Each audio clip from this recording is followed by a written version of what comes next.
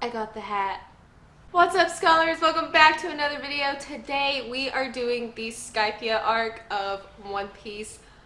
I, for one, love this arc. It was really good. I like all the detail we get with it. I like the additional story points and the history, and there was so much that happened in this arc, like plot wise and foreshadowing wise, that it makes me really excited to jump into the next arc, because I want to know if we're going to talk about these things more, or how much of it's coincidence, or how much of it's like that's not going to get revealed until like much later on. I'm so excited. I really enjoyed this arc. Coming off of the Alabasta arc, like, the Alabasta is still my favorite arc. So coming off of that arc, Saga, I was really concerned that I wasn't gonna like Skypiea all that much. But I was delightfully wrong, because I loved Skypiea as an arc, or as a saga. I keep saying arc when I mean saga. I keep stumbling over that part, so sorry. But I loved this saga. It was so much fun. We got to see so many awesome character moments. There was great plot moments and exploration more of the world in itself, and like of Goldie Roger and how he explored when he was still a pirate and out there pirating. And we get glimpses into like the history of the world and connections to other puzzle pieces that have been laid out before us. And we get introduced to some really cool characters that I know we're going to be seeing in the future. So that's enough of me just rambling about it. Let's go ahead and talk about the Skypiea saga as a review and hop right on into it. So Skypiea, the saga, basically starts off with this giant galleon falling from the sky, almost crushing the Going Merry, and it's like just completely wrecked and in pieces. Like, there's nobody on board. The ship is falling apart. It is just in shambles. And this is also when we figure out that the log pose that Nami has is pointing to the sky. And Robin explains that there is an island in the sky that has a stronger magnetic pull to it than any island nearby. So they're all kind of confused by it, obviously. Like, who wouldn't be confused by the idea of an island in the sky? So they all start to salvage this ship to see if they can find like any information on what is going on. They find a map of Skypiea, and they figure out, I think Robin helps figure out that the galleon that fell was over 200 years old. They try to gather more information on it by diving and trying to salvage anything else left in the ship, but they're stopped by this crew, by the Masira pirates. Masira is hilarious. He's funny. He's a good character. But Masira, because they are salvagers at heart, and they're in control of this area, so they're coming to salvage this ship. And everything goes south really quickly, because Sanji, Zoro, and Luffy are the ones salvaging the ship down in the water. And those three are so fight happy that when Masira's pirates go down there, they get attacked. So Masira himself goes down there and all that chaos ensues. But then, before they even have a chance to come back up, this giant sea turtle, which, like, it's not just giant, like, it's a massive turtle, tries to like chomp them, and they almost get eaten had they not have slipped out. And Luffy, Sanji, and Zoro escape with Masira. Masira ends up on the Going Merry ship, and they're like, oh, close call, we missed the turtle. But they think they're gonna have to like do something really grand to escape the turtle, because this turtle is massive. But the turtle gets scared of these giant silhouettes that just appear in the sky. The sky is dark, enormous silhouettes just are across the sky. And everyone is rightfully terrified of it, and they get out of there.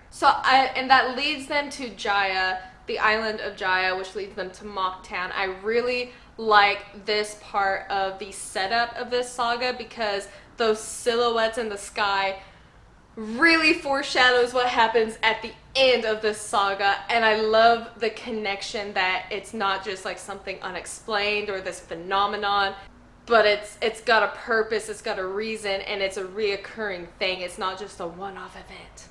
And I know I've said it before, I love that Oda connects everything together, and he does so even more in this saga. But they get to Mock Town, and Luffy, Zoro, and Nami decide they want to go explore, mostly because Luffy and Zoro were gonna go, and nobody really trusted them not to get in trouble by themselves, so Nami went with them.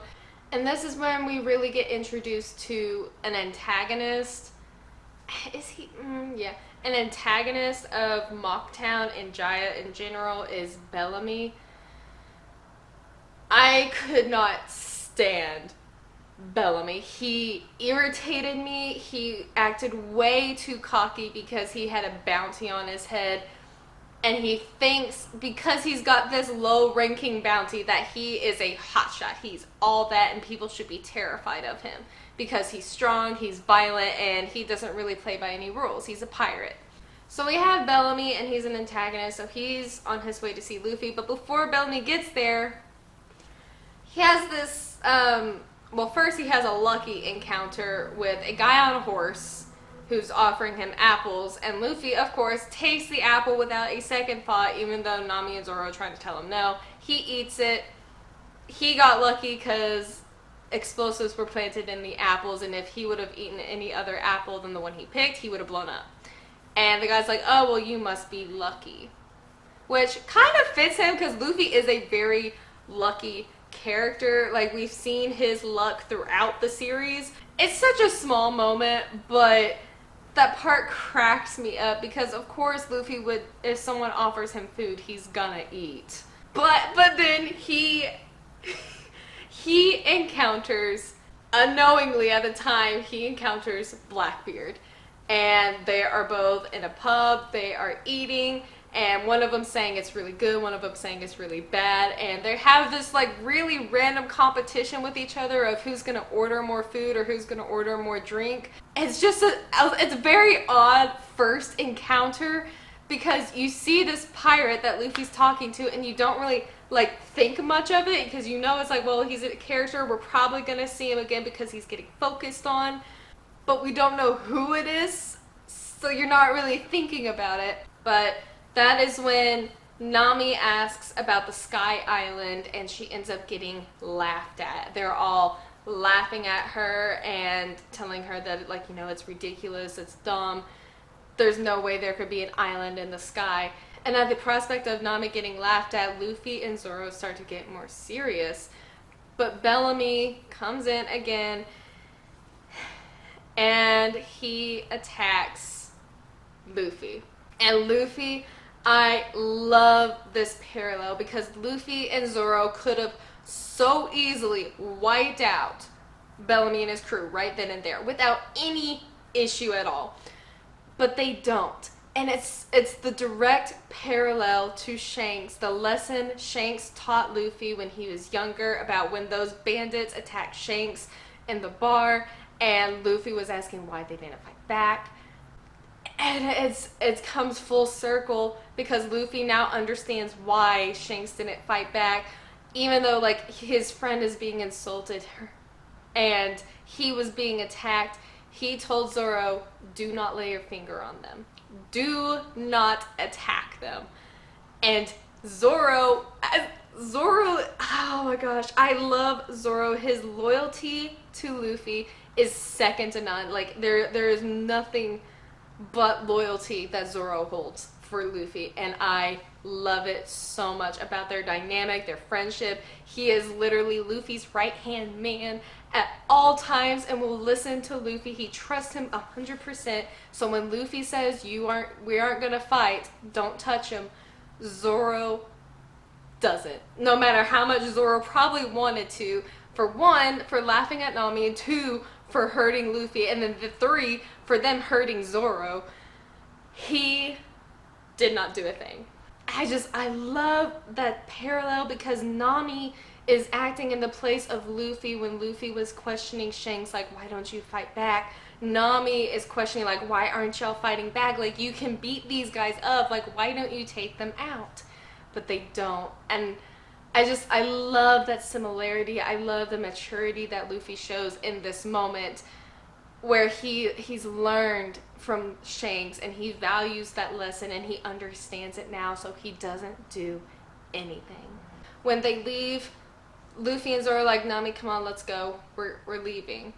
And as they're leaving, Blackbeard comes up and encourages Luffy. He gives them a beautiful speech about how pirates' dreams will never die. Even though Bellamy is talking about like a time where dreams are dead, where pirates, don't do anything like that anymore, where they don't rely on dreams. And Blackbeard just really nixes that entire thing and he says dreams will never die. Pirates' dreams will never die. Basically encourages Luffy to keep on going, to keep striving for his dream, to not let people like Bellamy, not let people like this stop him or discourage him from going for what he wants. Which, this really confuses me, because after the reveal that this is Blackbeard, I don't know how to feel about it, because I know Ace is hunting Blackbeard because Blackbeard killed one of his own crewmates and left, and is now like trying to start his own crew, or has his own crew. So I'm really conflicted on how to feel it, because he's encouraging Luffy. I mean, of course he doesn't know Luffy is Ace's brother or anything like that, but it's like he's giving this really inspiring speech, but we know he's not the best person because of why Ace is hunting him down. So I don't know how to feel about him. And I'm skipping way ahead, but I have to talk about this. Blackbeard's name, Marshall D. Teach. I talked about this a lot in my Alabasta video. He's got a D in his name. The middle letter of his name is D. Marshall D. Teach. I know that's connected to the Willow D, to Luffy, and to Ace, and to Goldie Roger. I just don't know how, but he's another one. He's the third one now. The third one we've seen that has a D in the middle name. Why? What is the Willow D?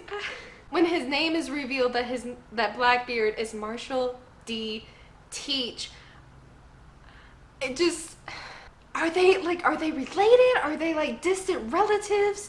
Are they all connected to Goldie Roger somehow? Is that like a thread? But I want to know why. I want to know why, because Luffy and Ace, I can kind of make out a semblance because they're brothers, so maybe like having the D in their name is because they're related. But then you throw the wrench with Blackbeard, I keep saying Blackbeard, with Blackbeard in it, and he's, to my knowledge, not related to them, but he has a D in his name too.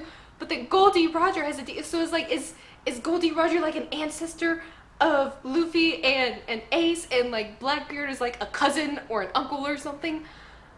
Is it a family thing, or is it something like completely unrelated but ties together with like a line of piracy or something like, I don't know. I want to know what the Willow D is, because now we're getting more characters connected to that theme, to that plot device, and I want to know what it means, because it makes me so excited to see this continuing to build upon itself, because it's not something that's going away. It's something that's continuing to rise. It's there. It's there, and it's gonna be there for a while. I know it's gonna be there for a while, but my eye's on it. I'm paying attention to it. But then we get to Mont Blanc Cricket's house, and that is where we hear the legend of Noland the Liar. First of all, the legend of Noland the Liar comes from the North Blue, and we figure out Sanji is actually from the North Blue. He's not from the East Blue like everybody thought he was. He's from the North Blue. Sir, how did you get to the East Blue when you were a child and you've been there ever since? I know there is more to do with Sanji because of that little thing, and how Sanji acted so nonchalant about it. He's like, oh, well, didn't I tell you guys? And they're like, no. He's like, oh, well, I'm from the North Blue. Sanji, what you hiding?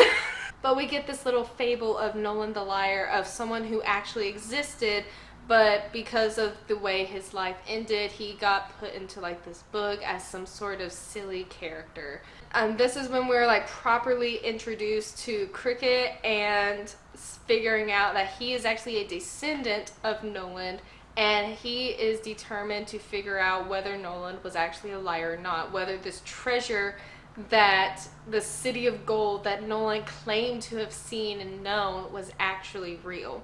That's when we meet back up with Masura and then Shoujo? Yeah, Shoujo. Those guys are so cool. I love their interactions. Like, I love how Luffy, when he's talking to them, he basically convinces, I don't remember which one, he convinces one of the brothers that he could beat the other one up. Yeah, I think he convinced Masura to beat Shoujo up. I think that's how it was. And it was just like, Luffy's just out here causing trouble. And they're like, oh yeah, guess what? I guess I can beat him up. And the little interaction that Usopp has, because this story has a very deep connection with Usopp because he is known as a liar. People know him as a liar. That's how he was known in his village. That's how they see him now. Like, they play into his lies and they don't really let it slide or anything. But people know him as a liar, so when they're like, oh, is this the story about your life, Usopp? And he's like, absolutely not, no it isn't. But he starts to take it a little personally when Cricket keeps talking about this liar and how, you know, they're trying to set about proving him right or wrong, and then when they're like, yeah, you know, we'll help you get to Sky Island. And then Usopp's just like, wait, that was way too easily, you must be lying. I think that kind of stems from like this personal realization that Usopp has about all the lies. Not that he changes it automatically, because you can't just drop a habit like that out of nowhere. He does take it very personally that he's like, no, these people must be lying. This is too good to be true. And the story just sat there and resonated with him, like that could be his life should he continue down this road. He faces Cricket and he says some very hurtful things to him. But Usopp comes to this realization with, like, the help of his crew, his friends, and he apologizes to Gray. He's like, I'm sorry. That apology was Usopp's, like, just so sincere from him, because for him to call someone else a liar and for him to insult somebody else because something hit so close to home for him, that moment where he's kind of working through it and then he apologizes is really nice. It's a really cool character moment for Usopp. So the Sarayama Alliance agrees to help them go to the sky, but they have to go tomorrow, so they're like in a rush to get the Going Merry fixed because it's a wreck. They're going to find the Southbird in the forest while they're fixing the ship. Their search in the forest was so funny. Like, when they split up and they're each trying to do things, that cracked me up. Because I love that Sanji, Nami, and Usopp are together trying to look for this bird. And Usopp, the one who is normally terrified of everything, sees all these bugs and is totally chill about it, while Sanji and Nami are freaking out and trying to run away and escape. It's a flip from what we normally see, like, especially with Sanji and Usopp. And Usopp's just picking. I could never. But so, like, when there are like tarantulas dropping from the sky, and they're like running and crying and hiding, but Usopp just goes over and picks it up, like, oh, this little guy won't hurt you. The shenanigans that go on in that forest was so funny, and how the Southbird was basically trying to like scare them off so they would get out of the forest and so they wouldn't take the bird. It was just a good bit of comedy that was needed. I really loved it. And then, of course, while they're off in the forest, Bellamy comes and attacks Cricket and the others because they figured out that Cricket's got some gold that they've salvaged from the ocean, and so he wants that gold for himself. So they come, they beat him, and they take the gold.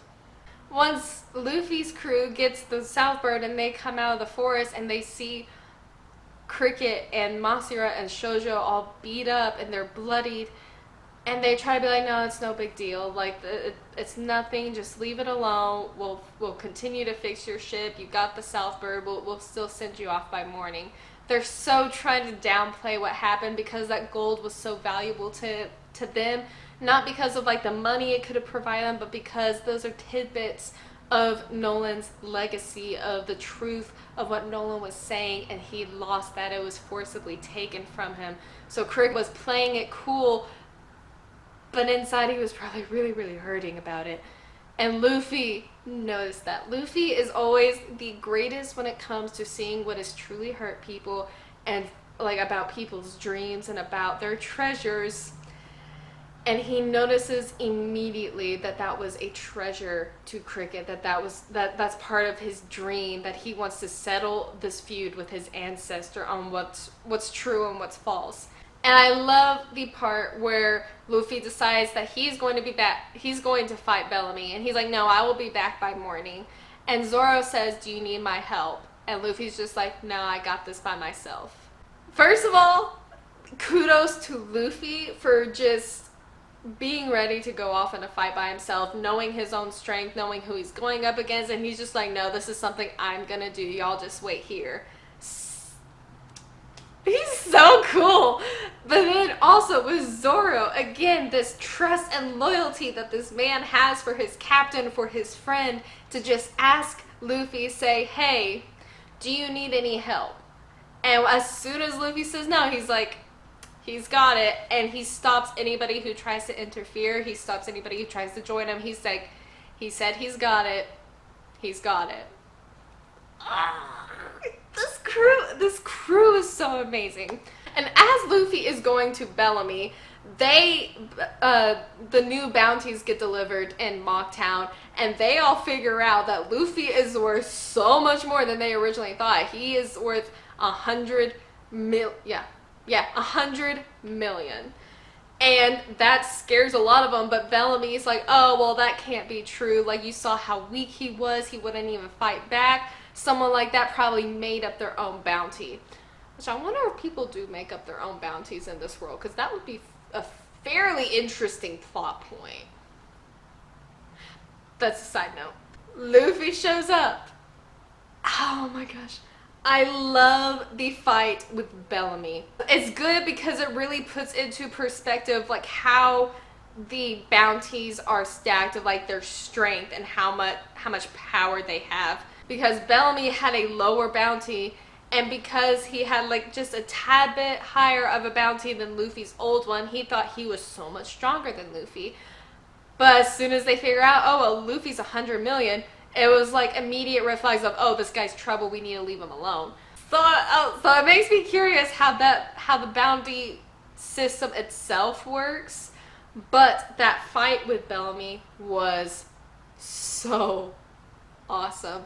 I loved the confidence that Luffy had, how he was still taking it easy, but he proved his point, and all it took was one punch to knock Bellamy out, and he was done. And the indentions on Bellamy's face after that hit was so impactful, because he was just like, you wanted me to throw a punch?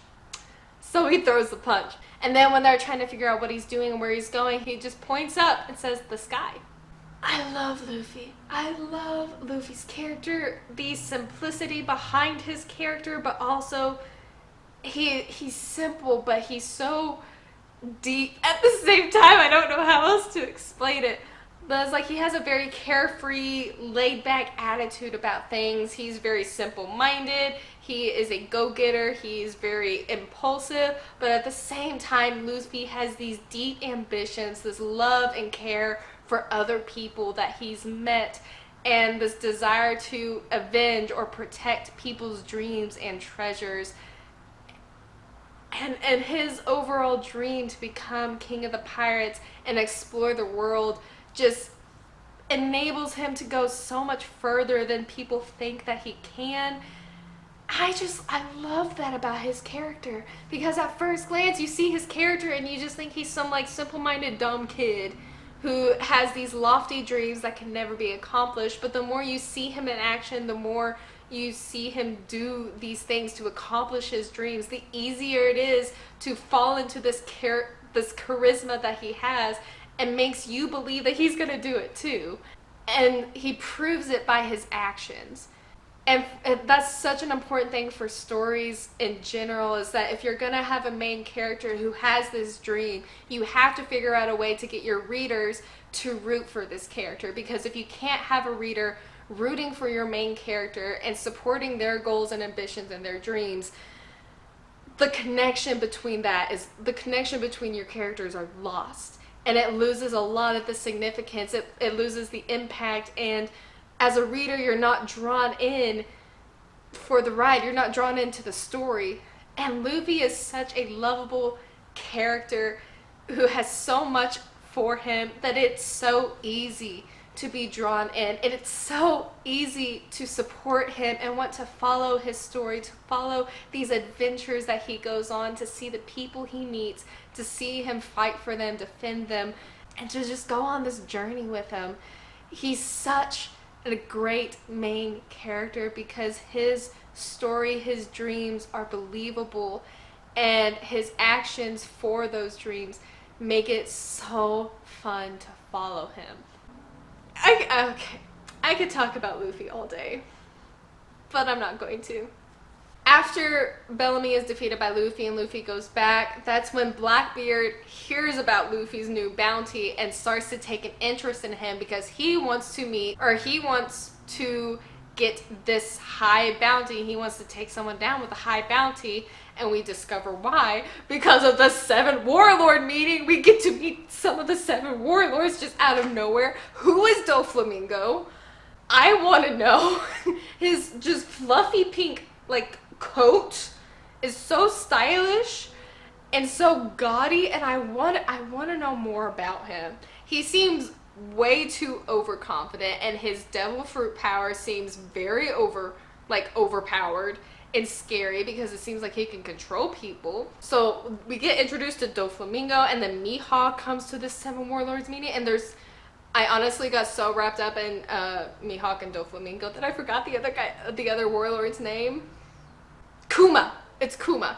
But we get Mihawk, Doflamingo, and Kuma appearing for a 7 Warlord meeting to see who's going to replace Crocodile, because Luffy took down Crocodile, so now they're missing a Warlord. And Lafitte, I think that's how you say his name, came on behalf of Blackbeard because he wants to make Blackbeard a 7 Warlord. So while this is all going on, we get a meeting between Buggy and Ace out of nowhere, and Ace is just like randomly on Buggy's ship, and they're eating and having a meal together.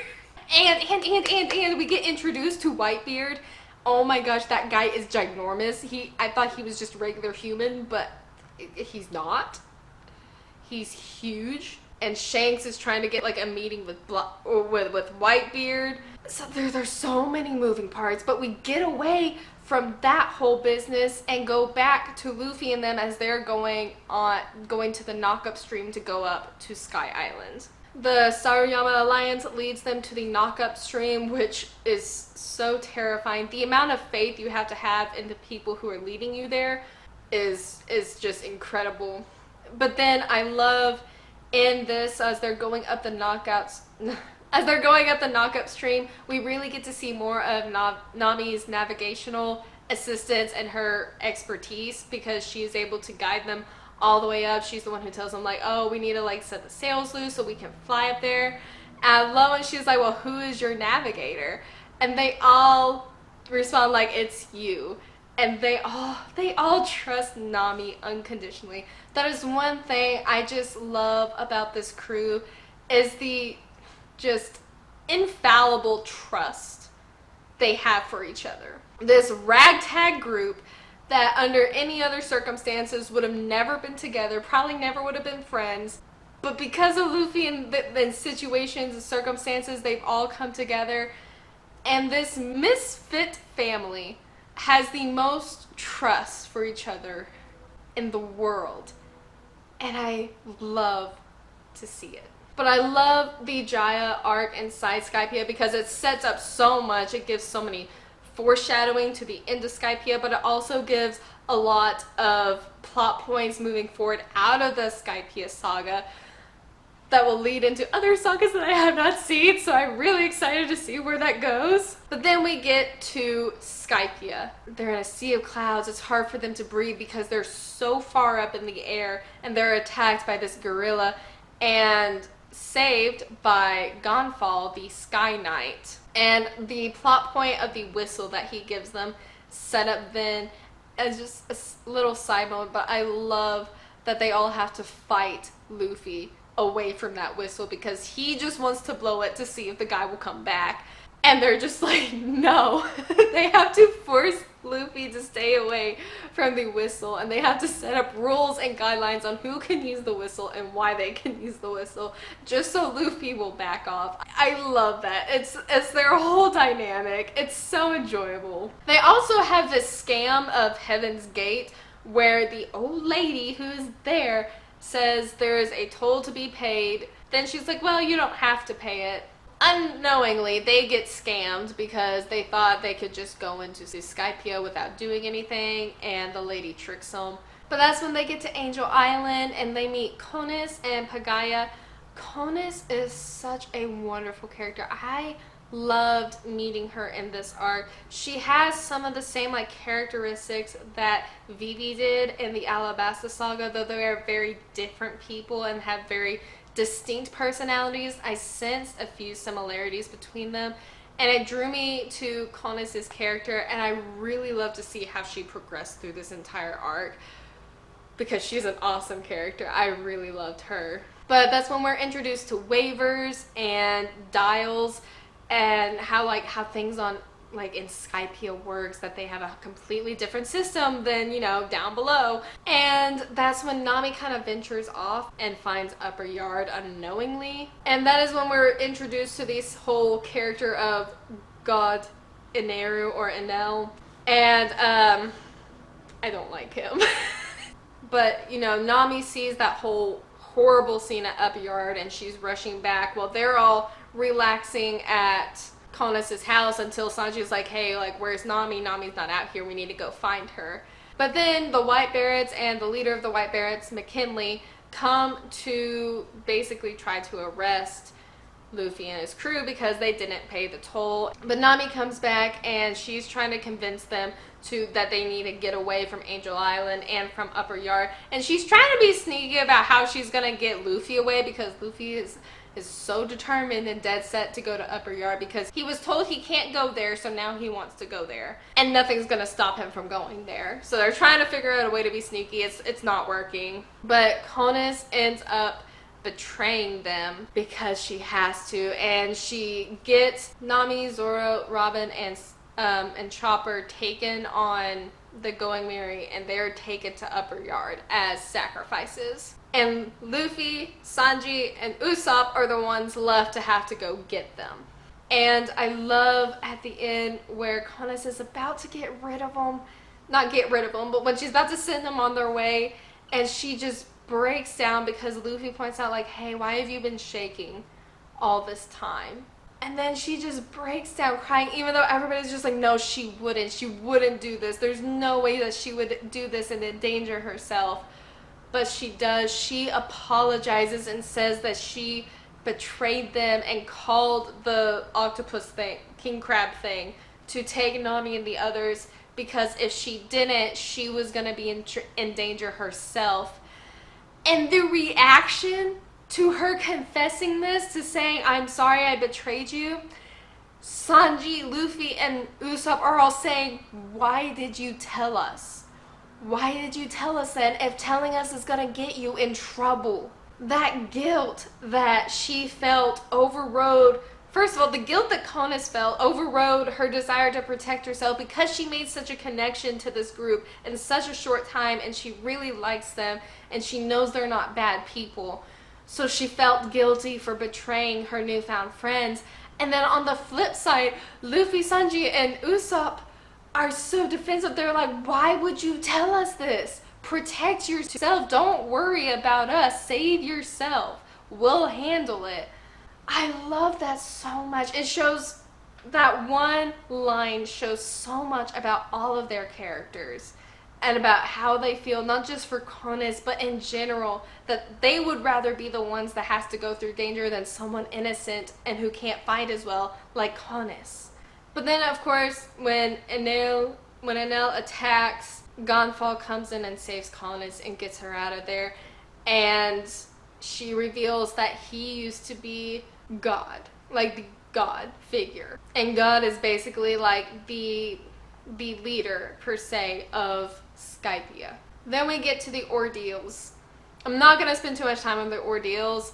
The only thing I will say is, throughout the Ordeals, the one thing I truly, truly loved about him, like, The fighting itself was kind of cool, but what I really just enjoyed was the dynamic between Sanji, Luffy, and Usopp. It was so hilarious watching those three. Sanji literally felt like a dad trying to wrestle his two kids to get them to behave. The one scene where they're like they're kind of goofing around fighting Satori. Usopp's trying to like swing over to their little boat, and Luffy's just swinging on a vine pretending to be Tarzan.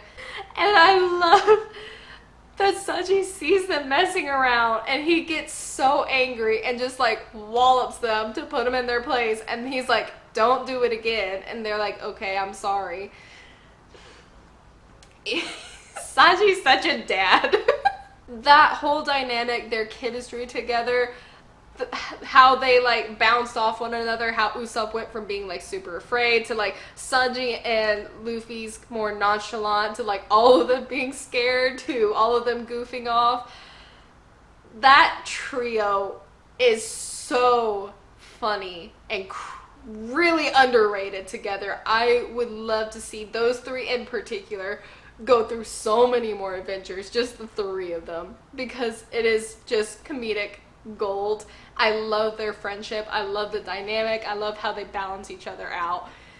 It is fun chaos. And we also start getting a story of like the Sandrians and Sandora, how basically Sandora was taken over by the Skypeans, and Gonfall used to be the leader over Skypiea until Enel came, and they were trying to do peace negotiations. It all fell apart. So like these two people have been at war forever. We're also getting Zoro, Robin, and Nami decide to just go off into the forest on their own to do some exploring, and they figure out that this island, Sky Island, this upper yard, does not belong in Skypiea because there's dirt, there's actual trees. It's not like nothing's made of the clouds or anything like that. It's actual dirt. And Nami puts it together, figuring out that upper yard used to be part of Jaya. And it ties so many things together, and it builds up to this mystery of not only like Noland the liar, but of how upper yard came to be, tying Skypiea together with like its entire history of the two people being at war. It's really cool to see how it all ties together at the end. Chopper stays aboard the Going Merry to watch over the ship. He gets attacked by a priest, Shura, and he ends up using the whistle to call Gonfall. But what I love about this moment for Chopper is that he is trying so hard to protect the Going Merry. He's doing everything he can to put his body on the line to keep the Going Merry safe, because Shura is trying to burn it. Chopper even goes so far as to breaking off the mast himself and chunking it in the water just to ensure that the rest of the ship is safe, even though he's burning himself in the process. We get introduced to Isa and Wiper and how they are trying to like go against Enel or protect the Verth to them, and their like little plot points are all connecting together. Finally, Luffy's group, they all come together, they all meet up again. One of the things I love when they get back together and Usopp sees the Going Merry is just in shambles because the mast is gone, first of all, and then it's burned, and Chopper is so upset. He's apologizing to Usopp. He's so distraught for not being able to protect the ship. And Usopp, as much as he loves the Going Merry, he goes to Chopper first and says, "Are you hurt? Are you okay?" I know I say I love all the Straw Hats, but my goodness, I love Usopp. His character is so cool to me. I really love his character. It was just such a really cool moment for him because of course he's distraught that the Going Merry is, you know, broken into pieces, but he's more concerned for Chopper because he knows Chopper didn't do that. He knows that Chopper did his best, and he's more concerned for his friend. And then we just get this random moment where there's like a bonfire with wolves. And again, I know I've talked about it in my previous videos, but Luffy has a thing with animals. He just befriends these animals out of nowhere, like with these wolves. These wolves were angry because they were trying to sleep or something, and they were being rowdy and too loud. And Luffy basically is like, hey, come have a bonfire with us. And they do. What? How does Luffy keep doing this with these animals? I don't get it. I think the only animal that has ever been like opposed to Luffy is the snake that eats him in this saga. I think that's the only one. But then we get this scene. Somebody fixed the Going Merry. Somebody. Usopp saw something through the mist fixing the Going Merry. And the next day it was all fixed. And he's trying to question it. Nobody else will, which I would be questioning it too. But he's like, no, who fixed this?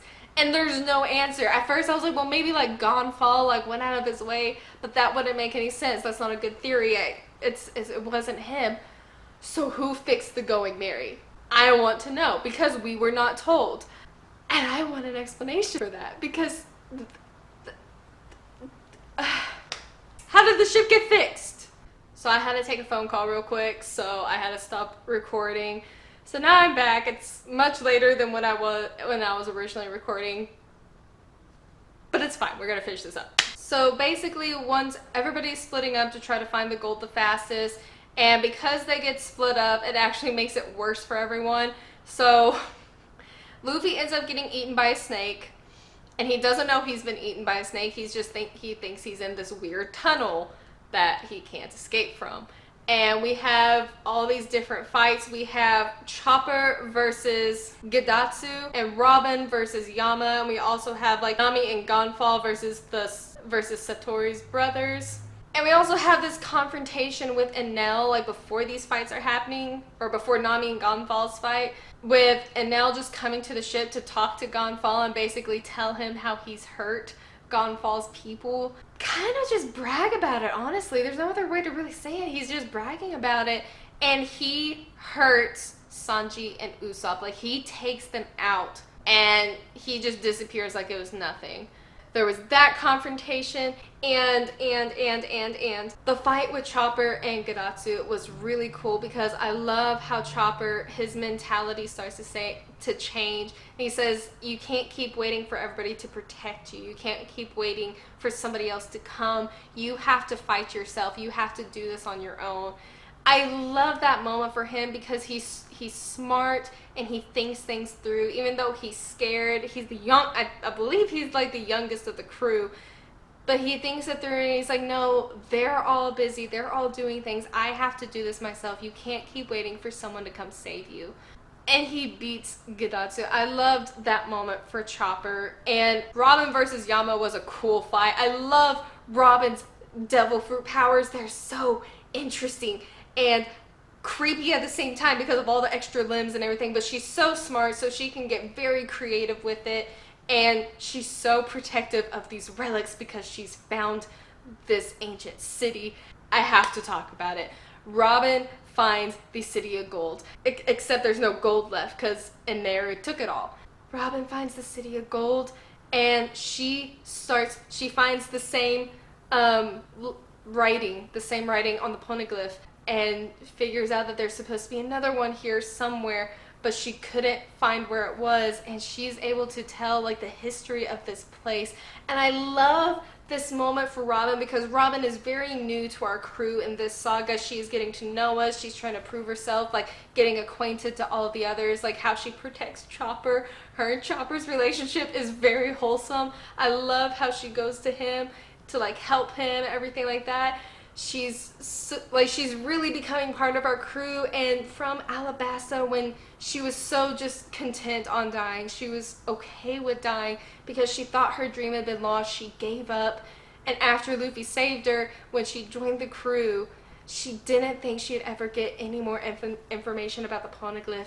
And to see her kind of come to life again in this saga, as she starts to get excited and get this wonder back in her eyes of this dream coming back to life for her. There's hope for that dream of the true history. The poneglyphs are still out there, that she can still search for them to find them. I love that, and how smart she is and how she deciphers things and how as an archaeologist, how she's able to just really read the history of places is so cool to see. And she figures out where the poneglyph is supposed to be, but when it's not there, she gets set back and she's confused until Enel comes, and he figures out that she knows where it is, and he kind of puts it together for himself what it's supposed to be. But I love that moment with her. It's such a cool moment for her character, and to see her character growing and this spark come back to her life. But then after this whole series of events, everybody just pretty much comes together in this old ancient city. Like, Wiper's there, Aisa and Nami are there unwittingly, Luffy is there kind of in the snake, Zoro's there, Chopper's there, but he's down for the count, he's been injured by Ohm. They're all there, Gonfal is there, and just there's so much happening all at once, and it's just chaos. And then Nami, Aisa, Gonfal, and Pierre all get eaten by the snake, and they find Luffy, and Luffy's like, oh, y'all made it here too, and Nami's like, we're in a snake. When did you get eaten by a snake? And Luffy, just being Luffy, he's like, oh, you got eaten by a snake? That whole bit where they were in the snake, it was so funny, because it was another one of those bits of like, oh, well, who would do such a thing? Like, who would rile the snake up by like hitting it or anything like that? And it's Luffy. Of course it's Luffy. Luffy was causing chaos in the snake's stomach. That's why the snake was acting so wild on the outside. But I love that Zoro beats he has his little moment there. And then we get the first kind of like shocking, pun intended, I guess, moment where Konis is talking to Pagaya, and Pagaya sees one of the fallen old priests that one of Gonfal's priests that was coming, and they were explaining what Enel was planning to do to Angel Island. And because of that, because Enel has this mantra, which I want to know more about, he hears them talking about it and strikes both of them down. Pagaya saved Konis. I love this moment, not that it was a fake out death, but I love this moment for Konis's development, because Konis had every right just to sit there and cry and grieve and mourn her father's death. But because she knew what was coming, she pulled herself together out of sheer determination and went to Angel Island to warn everyone. The moment where she is on Angel Island warning everybody of what is happening, and at first they're not listening to her, and then she denies Enel. She's like, he is not my god. I was cheering for her. I was cheering for her so much in that moment. Like, she had so much inner strength there, because she wanted to protect the people on that island. She wanted to respect her father's sacrifice, and she wanted to help Luffy and Nami and the others. And she did it. She defied Enel. She told them what was happening. She gave this amazing speech to them, saying basically like, we know the kind of person he is. You know what he's gonna do. Take your life in your own hands and act to save yourselves. This is so cool. I love Konis's character so much. She's such a cool character, and even after giving that speech and getting the White Berries McKinley on board, she leaves Angel Island again, not giving herself any protection, not running or hiding for herself. She goes back to Upper Yard to wait for Nami and Luffy and the others. She is awesome, because she could have very easily delivered that message and left with the rest of the Skypeans, but no, she still had something that she knew she had to do, so she went back right into the midst of danger where she had no protection, she has no way to fight herself, but she went back anyways for her friends and to honor the sacrifice her father made for her. And then we get this awesome moment where Enel is up against the four that are left, because there had to be 5 remaining. And there's Gonfal, Wiper, Zoro, and Robin. And they all point to Enel and say, you're gonna die. You're the one who needs to die. That is such a cool moment. Wiper has his own personal agenda, one against Godfall and then against Enel, and he doesn't really know the others. Zoro and Robin have no idea what's happened to the others. And Nami's in the back, scared out of her mind. And Godfall, who is fresh off of rage for what Enel did to his people, they all point to Enel and say, "It's you." But then we get a true glimpse of Enel's real power, where he just attacks everyone. He hurts Robin like immediately, and Zoro catches her and gently places her on the ground before he tries to attack, and they all get bodied by Enel. And Nami is sitting there watching as they all get hurt, and then it's just her left, and Enel comes up to her and it's like, "What is your choice? Are you gonna fight me or are you gonna join me?" And Nami joins Enel out of fear, and it is really sad that she joins him, because at first I was upset. I was upset with her at first, because I was like, how could you join? Like, how could you not like go down fighting like the rest of them? But then the more I thought about it, it made sense, because she was practically enslaved by Arlong for so long, and it was like the whole thing was happening again. It was like this regression that her mind went into, this trauma, and it was like her instinct just to say, "I will follow you." And it was really, really sad. And after I realized why she accepted it, I didn't have any anger towards her. I understood. And then of course Luffy comes out of the snake and pretty much sees everybody just get injured, and he goes to Zoro, and when he asks Zoro like, "How could this happen? You were here," just shows like how much faith Luffy has in Zoro. And it's also that little bit that makes Luffy understand just how threatening this enemy is, this villain is. Because if his first mate, his most trusted friend and soldier can go down like that, the enemy they're facing must be that much stronger. And Isa, when she sees Wiper down and she's crying and asking Luffy, "Is this the end? Like, are we all gonna die? Is this the end of Angel Island, of Upper Yard? Is this the end of Skypiea?" And Luffy so resolutely just says, "Take me to Enel." And their fight, I was laughing so hard, because I knew, like when they were first talking about the Rumble fruit and how Enel had electric powers and like he controlled lightning and electricity, I was like, oh, so Luffy's gonna be like the perfect person to go up against him, because he's made of rubber, and rubber is not a conductor of electricity. The face Enel makes when Luffy fights him and he realizes his electricity is not effective on Luffy is so hilarious.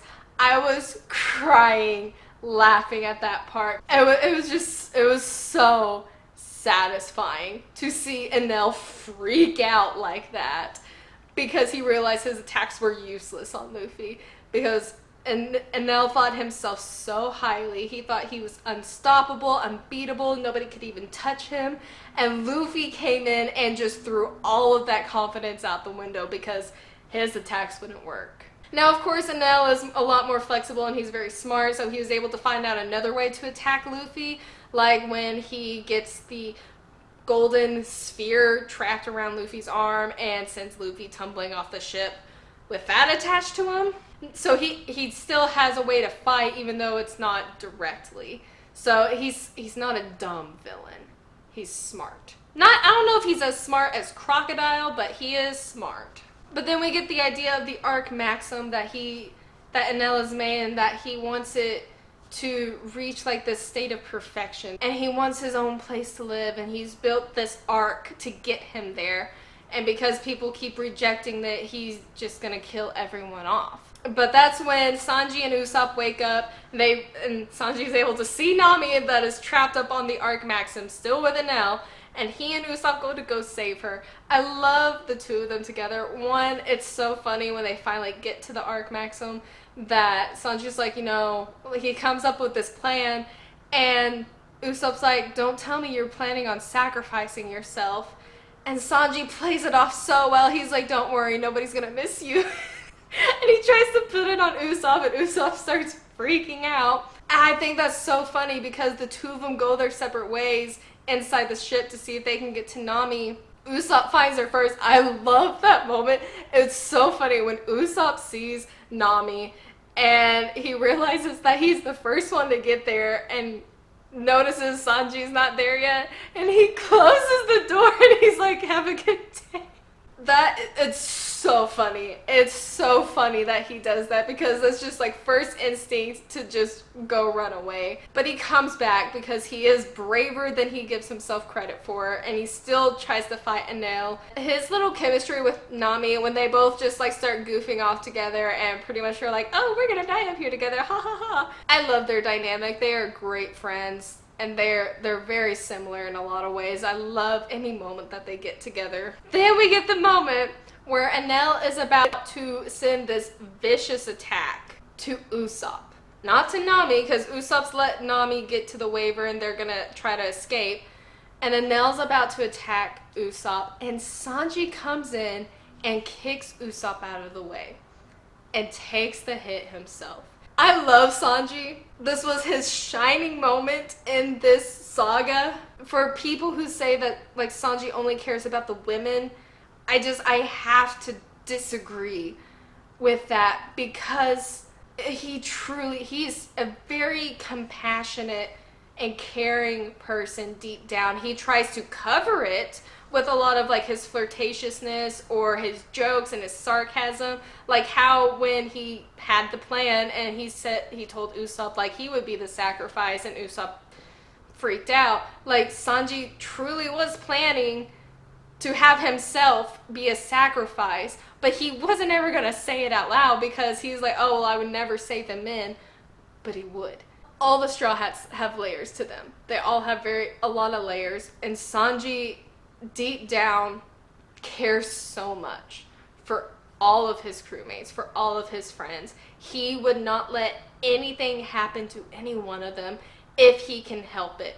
And from what I've seen so far, he's a very sacrificial type of character, but he doesn't want people to know he's a sacrificial type of character, which is very like, it's conflicting because you think like with his flirtiness and how he acts, he doesn't care about the men and he just like has these eyes for the women.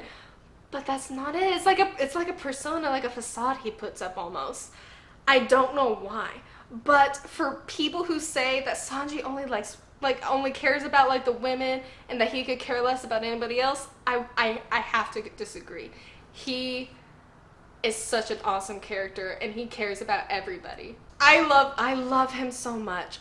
I love that moment. And then when he takes that hit from Enel and he's standing there, that panel where he says, thanks for the light, or I was just about to ask for a light, and he's got a cigarette and he's so beat up and you know how much pain he's in, and he tells Enel, you're gonna regret this, you'll pay for this.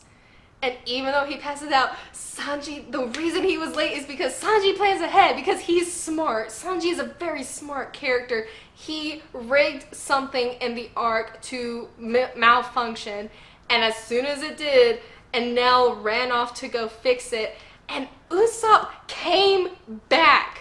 Usopp came back for Sanji to get Sanji to safety.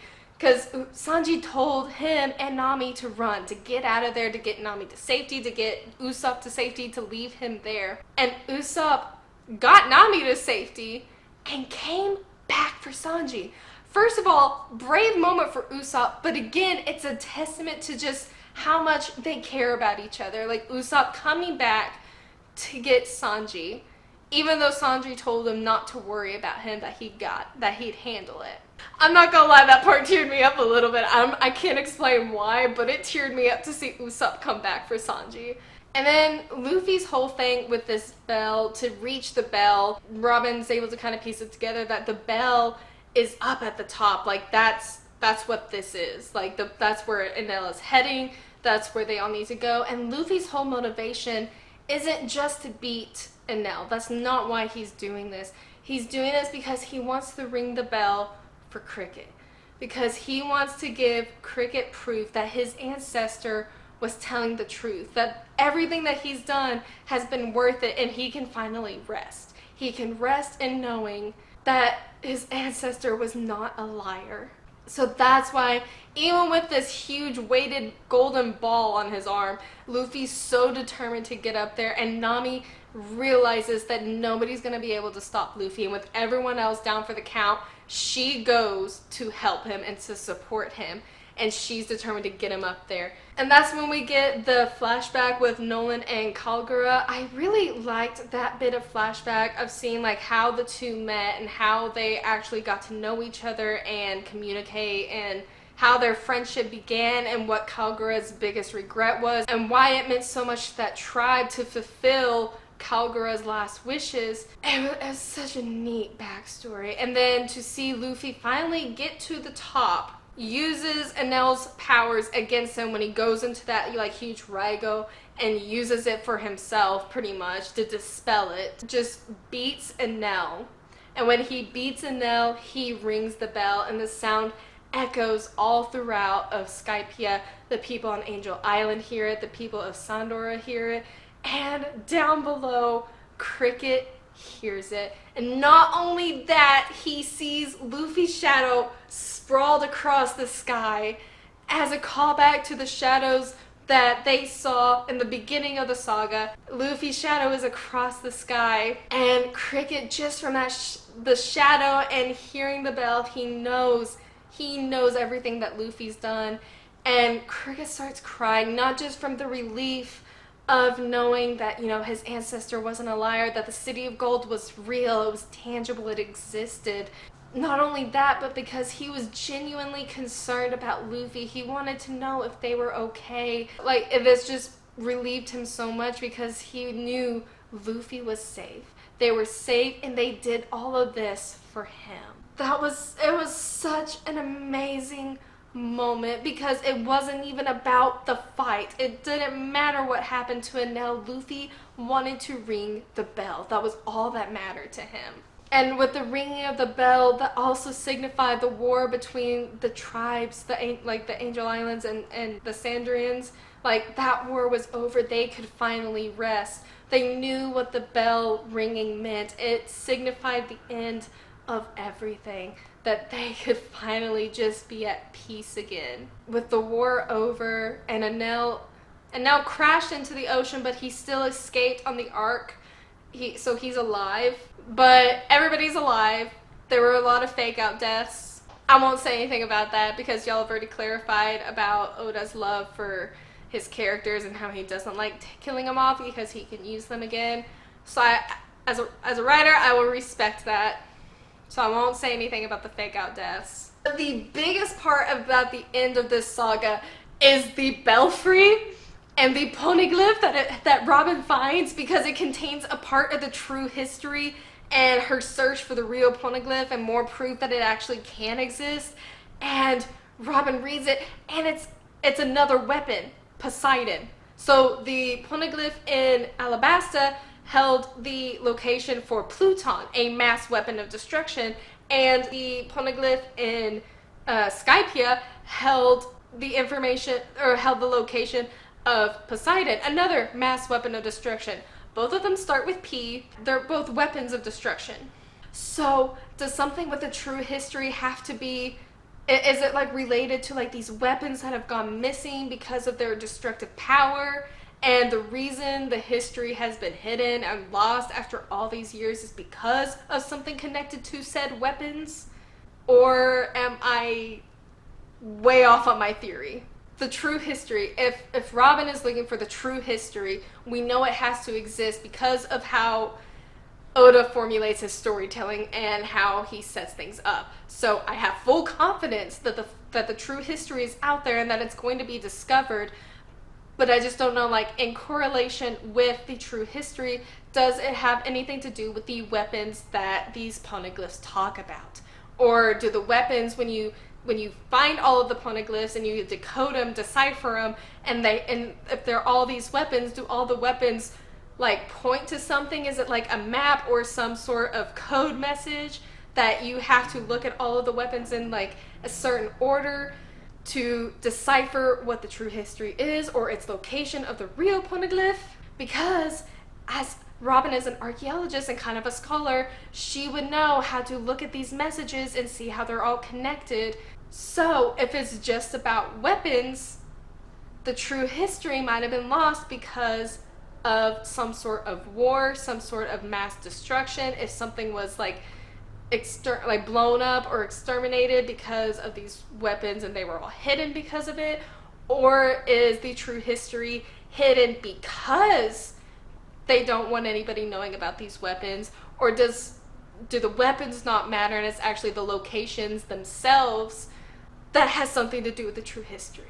I'm formulating a theory on the true history and the poneglyphs right now because that's really exciting to me. I love this part of stories. Once I have like a formulated theory, I might need to learn a little bit more. I might need to have a little bit more information because right now we've only seen 2 poneglyphs and there's already some like connections and similarities, like both weapons starting with a P, both poneglyphs point to locations of weapons. So I need to learn a little bit more about them before I like settle in on a theory. But I'm really excited about it. I love this part, and I love Robin's character so much because of how studious she is, because of how scholarly she is, and how smart. I love that we have a character like her in the show that lets us unveil this historical side of One Piece and the history of this world and the Grand Line and everything in it. It makes me really, really excited. But also on that belfry was a message from Goldie Roger saying that he was there. He was in Skypiea. How did he get there? Did he go on the knock upstream? Did he go another way? I want to know more about Goldie Rogers so much. But he was there. He's part of Skypiea's history. So I'm really curious to know more about Goldie Roger and like how he got to Skypiea and what the message on the poneglyph means. Because if he was at the belfry on the poneglyph, maybe he was decoding the poneglyphs himself or had somebody in his crew that could decode them. So maybe he's connected to the true history or knows about the weapons or knows how it all ties together. But then that brings us to like the end where they're departing from Sky Island and they're all leaving. I mean, there's comedy in like how they're trying to get all this gold and they go into the snake and get all the gold and get the gold from the snake to take with them when they offer Robin just like this huge pillar of gold. And when she realizes that they already have gold, she's like, oh, it's fine. We can leave this here. And they all think they're wanted for taking the gold when they were going to give the gold. That whole part was funny when they're trying to escape with their gold. Then as they're leaving, and Konis and Pagaya are there, and Konis says goodbye. And then the bell rings. They ring the bell at the very end as a sign of their friendship, but also as a sign to say, like, to tell them thank you, because they can't thank the pirates enough for what they've done. They freed this whole land of the tyranny of Enel, and they settled a war pretty much by ringing the bell. Because of everything they did, they wanted to thank them properly, but because they ran off, they weren't able to. And that bell just paralleling to the bell ringing after Noland left with his miscommunication with Calgara, and the parallel to them leaving after a miscommunication, although be it much funnier, their miscommunication and them leaving and then them ringing the bell as a sign to come back whenever they wanted as a thank you.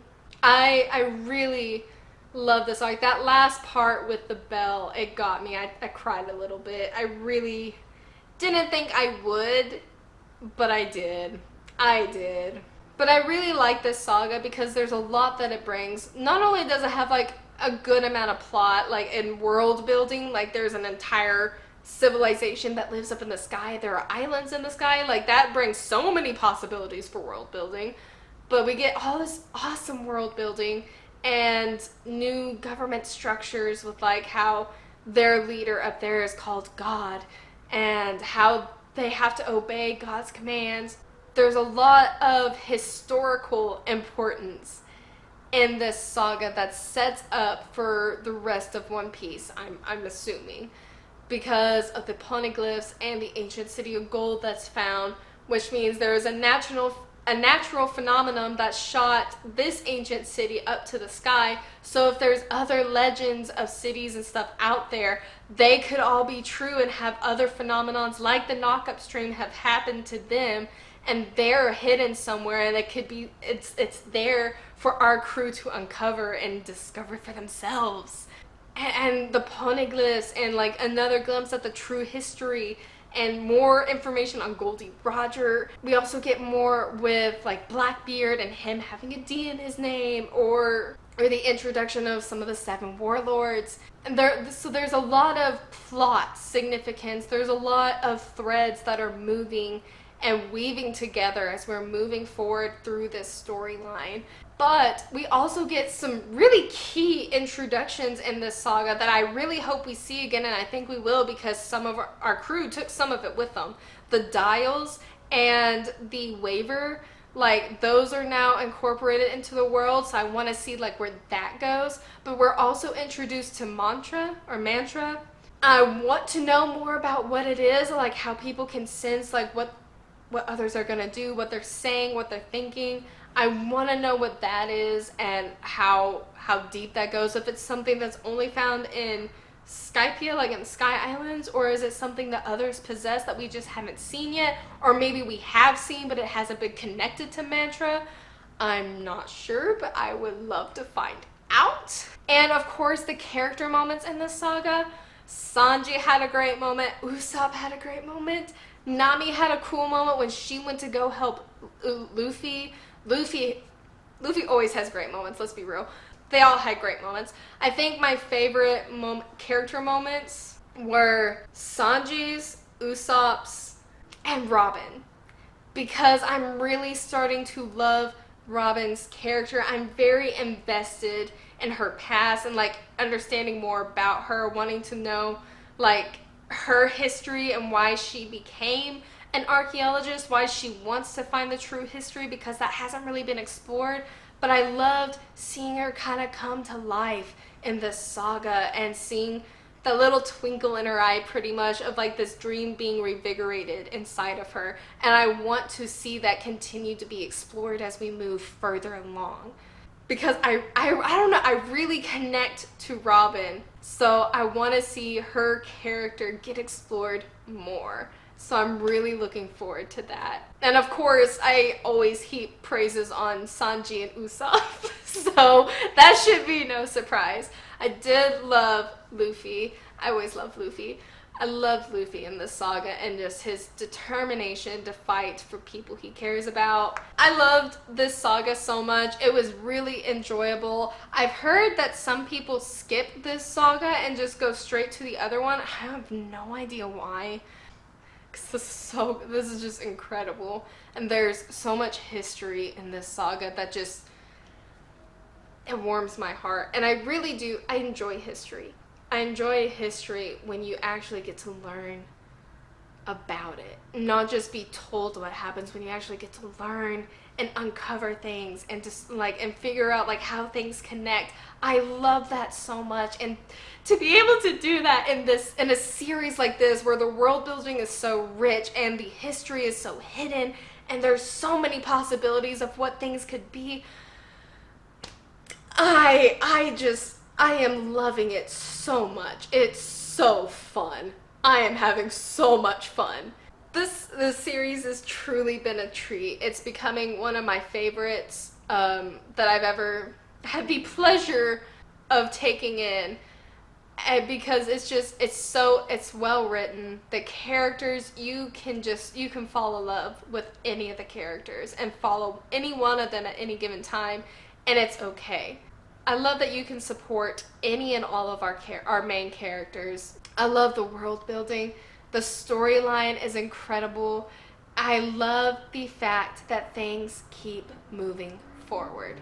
We have some great antagonists and villains in this series so far, and I have a feeling we're going to be getting some more good ones. I'm really looking forward to that. I might have gotten lost at some point in this review because I had a phone call and a few other things interrupt me while I was trying to record, so I had to try to figure out where I was after those things were over. But thank y'all so much for sitting through this review. I will be doing a review over the G8. Yeah, the G8 filler arc. Everybody has told me not to skip that, so I will be doing a review of that next. But I will also be doing a video over some of my favorite fictional tropes, whether it be in books or manga or anything like that. So be on the lookout for that as well, because I'm really excited to sit down and talk about some of the things that I really find enjoyable in that type of medium. So I would love if y'all would come chat with me on that video, because I'm sure y'all have a lot of tropes that y'all enjoy reading or watching as well. So be on the lookout for that. And again, thank y'all all so much for all the support you shown me on this series. I'm loving it and I can't wait to do more. So without further ado, that is the end of this video. So I will see y'all next time, scholars. Bye!